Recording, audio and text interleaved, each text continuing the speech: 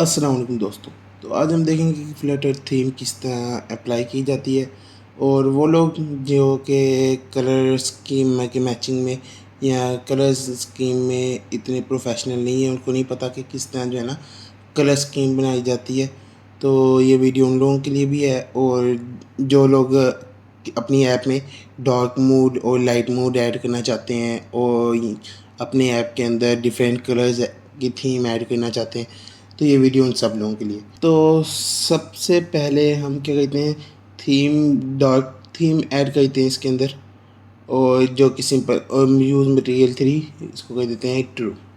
ठीक है, ये सिंपल अगर आपने कोई डार्क थीम ऐड करनी हो तो इसके लिए आपको क्या करना है, डॉट डॉट करके इस तरह यूज़। तो यहाँ मैंने कलर ऐड किया हुआ था, तो ये मैं कलर रिमूव कर ही देता हूँ और ये अब बेहतर हो गया। ठीक है, यानी कि डार्क थीम के साथ उसका टेक्स्ट का कलर भी चेंज हो गया। ठीक है, अगर आपने इसी को लाइट मोड में लेके जाना है तो डॉट लाइट करेंगे। ये थीम जो है ना, ये बिल्कुल सिंपल जो है ना, जिनको डार्क को लाइट करना है बगैर कलर चेंज किए। लेकिन कुछ लोगों को ये पर्पल कलर पसंद नहीं है। अगर आपने वो पर्पल कलर चेंज करना है उसका भी हम आगे बताएंगे। लेकिन सबसे पहले इसके जो मेन चीज़ है वो है टेक्स्ट थीम। ठीक है, कि आपने अपने टेक्स्ट का थीम किस तरह चेंज करना है। तो टेक्स्ट थीम में टेक्स्ट थीम जाता है और इसके बाद ये कॉन्स्ट रहने दो। ठीक है, इसके बाद डिस्प्ले लार्ज कहते हैं और इसके अंदर हमने लार्ज का जो है ना टेक्स्ट स्टाइल बता देते हैं कि भाई हमने लार्ज में ये वाला टेक्स्ट स्टाइल रखना है। फॉन्ट वेट हम कह देते हैं W800 और इसका जो फॉन्ट साइज़ है वो हम उसके रिस्पेक्टिवली जो है ना सेट कर लेते हैं।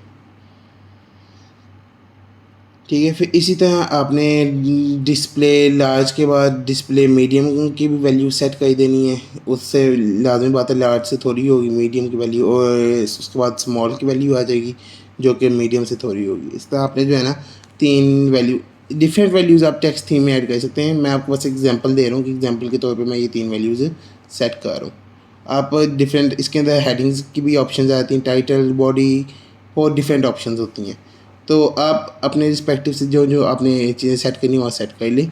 तो अब हम यहाँ आ जाएंगे टेक्स्ट में, इसके स्टाइल में आएंगे और थीम डॉट ऑफ। ठीक है, उसके बाद फिर डॉट, फिर इसके बाद आपने क्या किया था टेक्स्ट थीम डॉट, उसके बाद आपने क्या चीज़ इधर लगानी है, मैंने डिस्प्ले मीडियम किया। तो ये अब हमारे पास इधर डिस्प्ले मीडियम आ गया। अब आप देख सकते हैं टेक्स्ट का कलर बड़ा डल डल से। तो इसके लिए हम क्या करेंगे, इसके अंदर यूज़ करेंगे मटेरियल कलर 3, यूज़ मटेरियल 3। हाँ, इसको हम क्या कह देंगे, ट्रू कह देंगे। इसके बारे में हम जो है ना आगे डॉक्यूमेंटेशन भी देखेंगे ताकि हमें जो है ना मज़ीद क्लियर हो जाए। तो अब हमने क्या करना है, ये पर्पल कलर चेंज करना है। अब हर आप उसमें ऐप के उसमें जाके तो ना चेंज, हर स्क्रीन में जाके ऐप बाय कलर चेंज करेंगे तो थीम का क्या फ़ायदा। तो इसमें हम क्या करते हैं, कलर स्कीम यूज़ करते हैं और डॉट फ्रॉम सीड। ये बहुत अच्छी चीज़ इन्होंने जो है ना अपग्रेड में ऐड किया, डॉट फ्रॉम सीड। इसमें क्या करना होता है, हमने सिर्फ एक सीड कलर ही देना होता है और ऑटोमेटिकली आगे जो है ना बिल्डअप कर देता है उसके कलर स्कीम्स वगैरह। और आपके जितने भी ऐप बार बैकग्राउंड, उसके बाद आपको जो रिस्पेक्टिव प्राइमरी और सेकेंडरी कलर चाहिए वो सारे जो है ना आपको बिल्डअप करके ये जो है ना दे देता है। तो अब हमारे पास ये आ गया। उसके बाद अब हम टेक्स्ट का कलर चेंज करना है तो हम क्या कहते हैं, इसको डॉट कॉपी विद कहते हैं, यानी कि इसकी जो पिछली प्रॉपर्टी है साथ कॉपी हो जाए। और आगे हम क्या कहते हैं, इसके अंदर कलर ऐड कर देते हैं, कलर। और इसके अंदर हमारे पास आता है थीम, और ये वाला नहीं, ये हम रिमूव कर देते हैं यहाँ से। थीम डॉट ऑफ और उसके बाद डॉट कलर स्कीम और डॉट। अब ये हमारे पास डिफरेंट ऑप्शन है उस सीड कलर के रिस्पेक्टिव, ये इसने सारी जनरेट कर दी हुई है। तो हम टेक्स्ट में उसका इन्वर्स कलर यूज़ करेंगे, यानी कि जो हमने सीड कलर यूज़ किया हुआ है उसका इन्वर्स जो कलर होगा वो जो है ना हम इधर यूज़ करेंगे एज अ टेक्स्ट पे, ताकि हमारा टेक्स्ट विजिबल हो। तो इसके डिफरेंट ऑप्शंस को हम देखने के लिए हम ऐसा करते हैं, एक दो कंटेनर बना लेते हैं कॉलम के अंदर, डिफरेंट हाइट विथ सेम है लेकिन डिफरेंट कलर के, ताकि हम देख सकें कि सीड कलर के ऐड करने के बाद हमारे पास कौन कौन सी जो है ना कि वैराइटीज़ आती हैं। तो सबसे पहले जो मेन चीज़ है इसमें आ जाता है हमारे पास डॉट प्राइमरी कंटेनर थीम के अंदर, सीड कलर के अंदर ही। तो डॉट कलर स्कीम और डॉट प्राइमरी कंटेनर, ठीक है। ये यानी कि प्राइमरी कलर होगा, यानी कि जो जो आपने, जैसे आप कोई बटन हो गया, वो फ्लोटिंग एक्शन बटन हो गया, या कोई प्रोमिनेंट कोई चीज़ हो गई जो आपने विजिबल करनी हो, ये उसके लिए प्राइमरी कंटेनर। और जो चीज़ आपने विजिबल नहीं करनी, बैक पे रखनी है, उसके लिए सेकेंडरी कलर। इसके अंदर हम थोड़ा सा साइज़ बॉक्स ऐड कर देंगे ताकि जो है ना दोनों बॉक्स ऊपर नीचे हो जाए, थोड़ा सा डिफरेंस आ जाए, ठीक है। और ये कलर के अंदर तो हमें कुछ खास डिफरेंस नज़र नहीं आ रहा, तो हम ऐसा कहते हैं कलर जो है ना दूसरे वाला ट्राई करते हैं।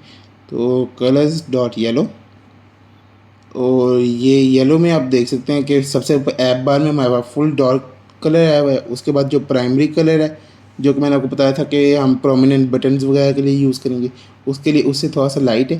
फिर जो नीचे सेकेंडरी कंटेनर है वो उससे भी ज़्यादा लाइट है, ठीक है। उसके बाद अब हमारे पास ये सारी चीज़ें आ गई हैं। अब हम क्या कहते हैं, ऊपर एक बटन क्रिएट कर लेते हैं ताकि हम ये देख सकें कि बटन किस का डिज़ाइन किस तरह से चेंज हो जाता है। कि जब हमने एक थीम लगाई है, इस लाज़िम बात है थीम की वजह से हर एक चीज़ का डिज़ाइन चेंज हो जाना चाहिए, बटन, उसके बाद उसके रिस्पेक्टिव जितनी भी चीज़ें हैं। तो बटन अगर हम लगाते हैं तो ये बटन लगा लेते हैं, इस बार टेक्स्ट लिख देते हैं बटन। तो ये आ गया हमारे पास, बटन आ गया, और ये हमने कोमा ऐड कर दिया। अब आप देख सकते हैं बटन जो है ना उसका जो टेक्स्ट कलर है वो येलो हो गया हुआ है उस थीम के रिस्पेक्टिव से, ठीक है। हमने क्या किया, सिंपल एक कलर ऐड किया और उसने पूरी थीम जनरेट कर दी है। आप इसके अंदर डॉट फ्रॉम शीट के अंदर डिफरेंट वैल्यूज़ भी ऐड कर सकते हैं। आप इसके अंदर ब्राइटनेस की वैल्यू चेंज कर सकते हैं, आप इसके अंदर प्राइमरी कंटेनर की वैल्यू चेंज कर सकते हैं, ठीक है। इस तरह डिफरेंट वैल्यूज़ आप चेंज कर सकते हैं। अब मैं ब्राइटनेस डॉट डार्क किया तो ये डार्क मोड आ गया, ब्राइटनेस डॉट लाइट किया तो ये हमारे पास लाइट मोड आ गया उससे रिस्पेक्टिव कलर का, ठीक है। पहले हमारे पास कौन सा कलर था, पर्पल वाला, लाइट पर्पल था शायद। तो अब हमने कलर ऐड करके उसके अंदर ब्राइटनेस डॉट लाइट और डॉट डार्क करके हमने वो चेंज कर दिया। अब अगर कलर चेंज करेंगे तो उस कलर के रिस्पेक्टिव से जो है ना लाइट और डार्क मोड आ जाएगा। यानी कि आपको कलर की कोई स्कीम वगैरह जानने की ज़रूरत नहीं कि आपका ये कलर किसके साथ ज़्यादा अच्छा लगेगा। आपने बस एक कलर ऐड करना, मेन कलर आपकी ऐप का, और बस आगे से उसने जो है ना ऑटोमेटिकली जनरेट कर देना सारा कुछ। तो अब अगर हम इसकी डॉक्यूमेंटेशन देखते हैं तो वो बताते हैं कि भाई material 3 colours are representing using colour roles, यानी कलर के रोल्स और उसके जो टोकन्स होते हैं उसके थ्रू जो है ना ये मटेरियल 3 रिप्रेजेंट होते हैं। आगे उसने कहा है कि एसेंट कलर को जो है ना इन्होंने 3 हिस्सों में डिवाइड कर दिया हुआ है, प्राइमरी कलर, सेकेंडरी कलर और टेरिशरी कलर।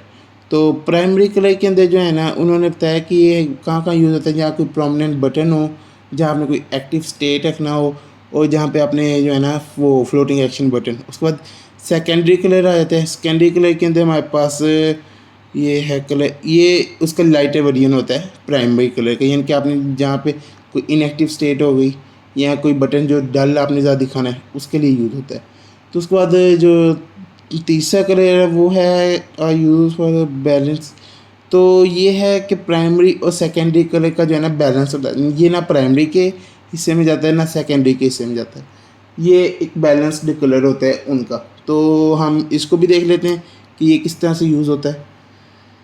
इसके लिए भी हम ऐसा कहते हैं एक सेपरेट से कंटेनर बना लेते हैं, ठीक है, ताकि हम पता लग जाए कि इस कलर के रिस्पेक्टिव से जो है ना हमारा जो थर्ड कलर है वो क्या बनता है। तो डॉट, ये आ गया कंटेनर, हाँ ये अब हमारे पास जो है ना तीसरा कंटेनर आ गया। और अगर हम इसी का डार्क मोड देखते हैं तो हम क्या करेंगे, डॉट डार्क करेंगे तो आप देखेंगे बाकी सारे कलर्स के साथ हर कलर जो है ना उसका डार्कर वेरिएंट आ जाएगा। पहले ये सारे लाइट वेरिएंट में जा रहे थे, अब सारों का डार्क वेरिएंट आ गया हुआ, ठीक हो गया।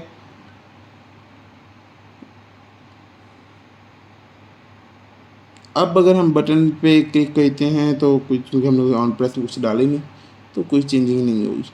तो अब अगर आप चाहते हैं कि हम जो है ना बटन क्लिक करने पे जो है ना चीज़ें चेंज करें, तो उसके लिए आपको क्या करना है, सबसे पहले अपने YAML फाइल में जाना है। YAML फाइल में जाके आपने प्रोवाइडर ऐड करना है, प्रोवाइडर पैकेज ऐड किया, उसके बाद पब गेट किया, और हमने इसके बाद इसको क्रॉस करके मेन में चले जाते हैं। तो चूंकि हमने एक पैकेज ऐड किया तो हम इसको स्टॉप करते हैं और दोबारा से स्टार्ट कर देते हैं। तो अब ये स्टार्ट हो रहा है।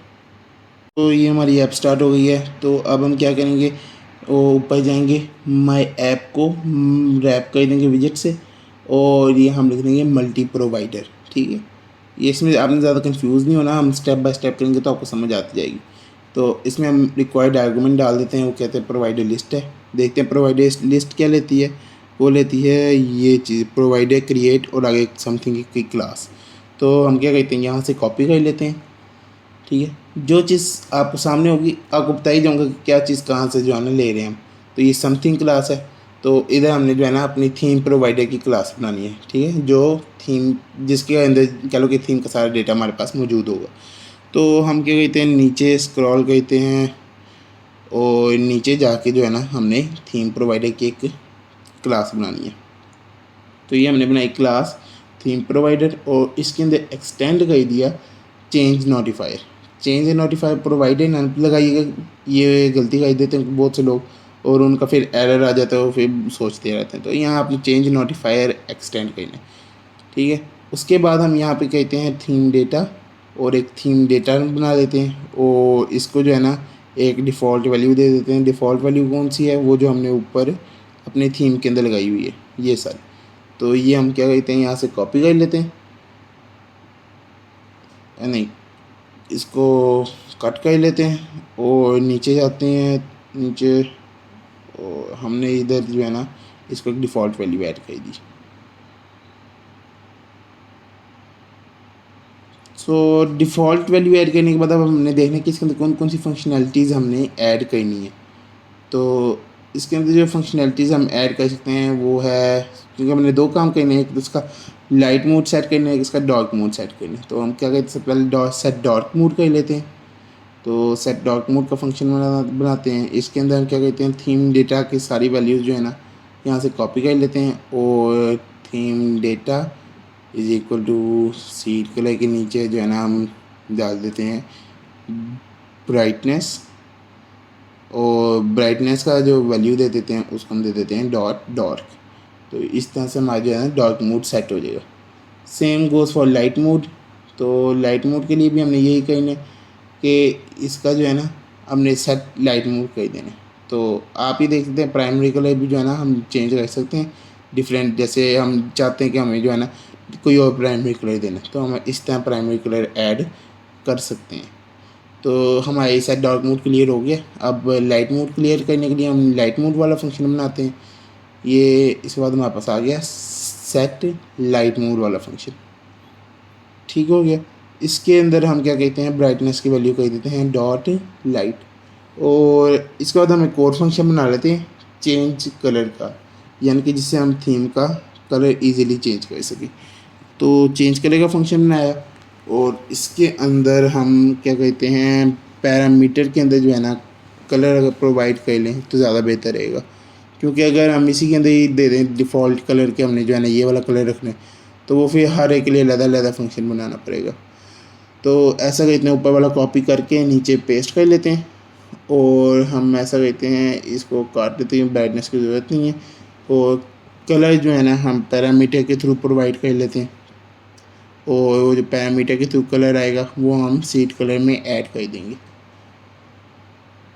ये हमारे पास डिफरेंट फंक्शंस जो है ना जनरेट हो गए।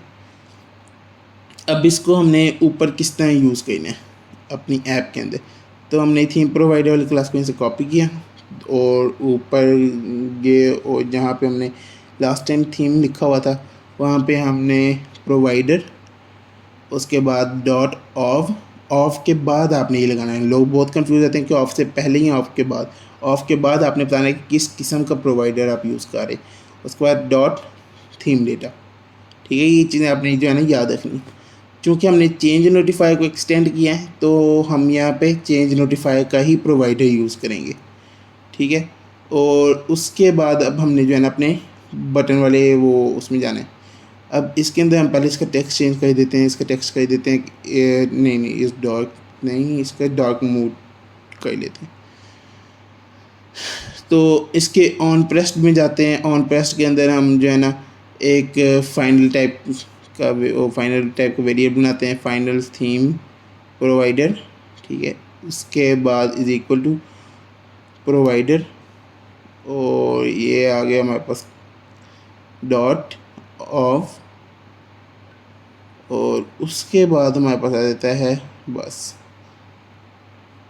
अब हम थीम प्रोवाइडर को इधर यूज़ करेंगे, थीम प्रोवाइड डॉट नहीं, हाँ, हमने ये नहीं बताया कि प्रोवाइडर किस टाइप का होगा, ठीक है, आपको ये बताना ज़रूरी है कि प्रोवाइडर किस टाइप का है। तो हमने बताया कि प्रोवाइडर जो है इस टाइप के हमारे पास थीम प्रोवाइडर टाइप का। तो अब हम जाके डॉट करेंगे तो हमें जो है ना ऑप्शन शो हो जाएंगी। तो हमने क्या किया, इसके अंदर सेट डार्क मोड वाला फंक्शन चला दिया। तो अब अगर हम रन करते हैं तो हमें एक एरर आ गया, ये एरर आएगा। तो ये एरर का ये मतलब है कि हमने हॉट रीस्टार्ट नहीं किया, हॉट रीलोड किया। तो चूँकि हमने बहुत सी चीज़ें ऐड की है तो इसलिए हमें हॉट रीस्टार्ट करने की ज़रूरत है। तो हॉट रीस्टार्ट किया हमने। अब जब हम इस पर क्लिक करते हैं डार्क मोड के ऊपर, हमें एक और एरर आ जाता है। तो ये एरर कह रहा है भाईजान,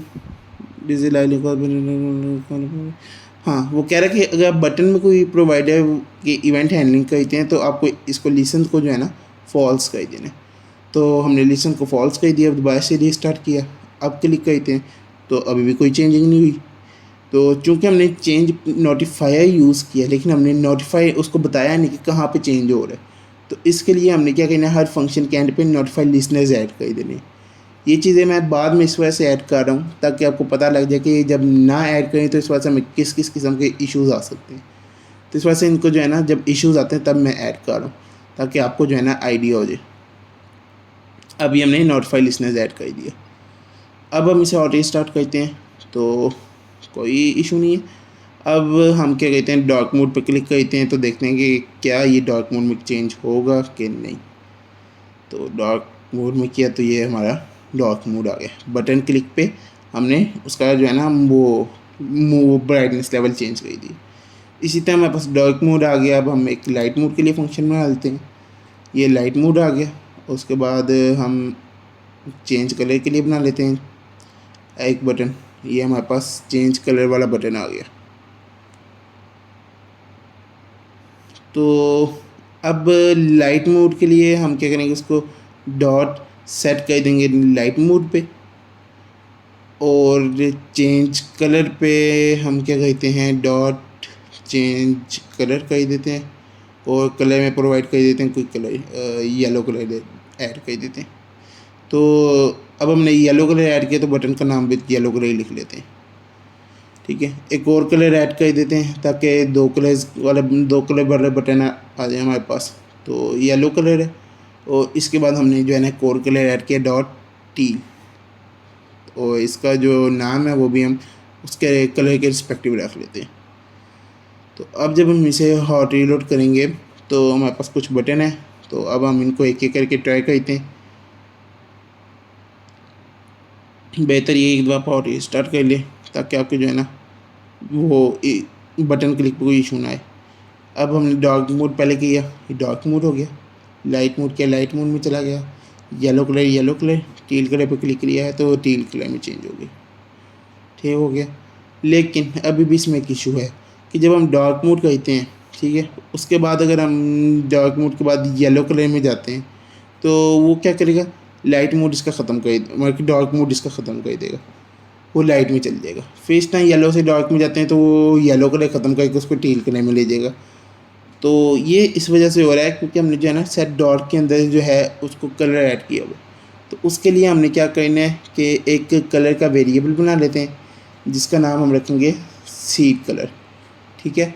सीड कलर के अंदर हम क्या कहते हैं, theme data dot copy with, यानी कि उसकी जो पिछली वो वैल्यूज़ होती हैं, ठीक है, ये जो मैंने नीचे लिखा उसका बता रहा हूँ। तो हम डॉट कलर स्कीम डॉट इसका प्राइमरी कंटेनर वो कलर होता है जो हम सीड में जो है ना ऐड करते हैं।